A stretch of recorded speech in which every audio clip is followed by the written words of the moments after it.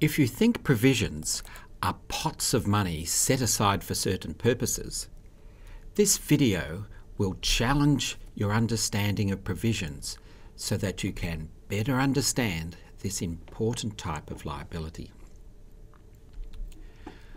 One of the most wonderful things in life is to experience conceptual change.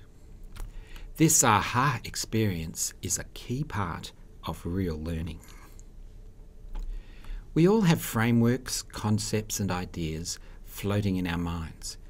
We have picked them up over time, often without even thinking about them. These can be at times misconceptions and not accurately reflect reality. One of these that you may have sitting in your head right now is that provisions are, well, provisions set aside to meet a firm's obligations in the future.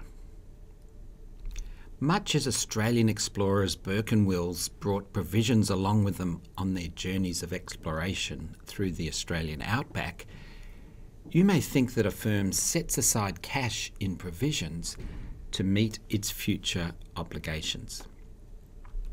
For example, a provision for long service leave to meet the cost of paying staff while they are on long service leave in the future.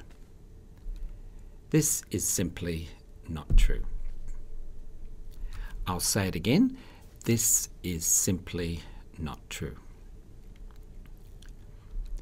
Provisions in accounting are not actually provisions in spite of their name.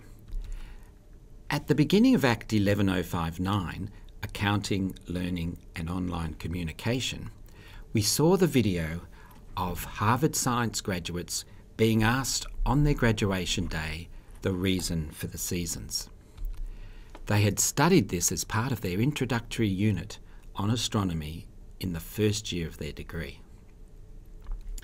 In spite of it being a foundational piece of knowledge for our understanding of Earth's place in the solar system, almost all of these freshly minted Harvard Science graduates simply repeated the misconceptions they had about this before they started studying their science degree.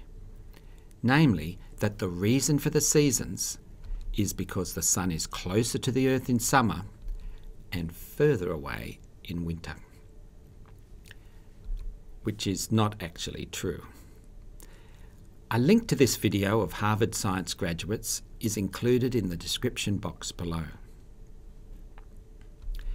This is evidence of very poor learning on the part of these Harvard Science graduates and of their failure to be open to have their misconceptions challenged and to experience real learning and conceptual change while studying at university. In the same way, many people have the incorrect view that provisions in a firm's accounts are backed by cash and represent a pot of money set aside to meet future obligations for a firm. For example, employee entitlements, such as provisions for annual leave or long service leave. Like the changing world around us, we need to be able to change, adapt, and have the mental flexibility and courage to be able to learn, really learn. This includes being willing and able to change our thinking, and in particular, to experience conceptual change.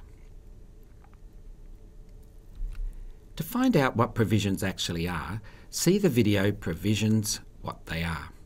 This will give you a foundation to better understand this important type of liability.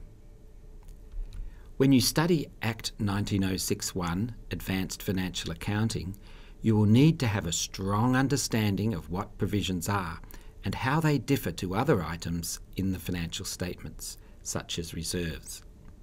Watch this space. For further information on provisions, go back to Chapter 6, Section 6.3 in the study guide, and also review the Liabilities Weekly questions. Also answer, write and rate questions on liabilities in Peerwise.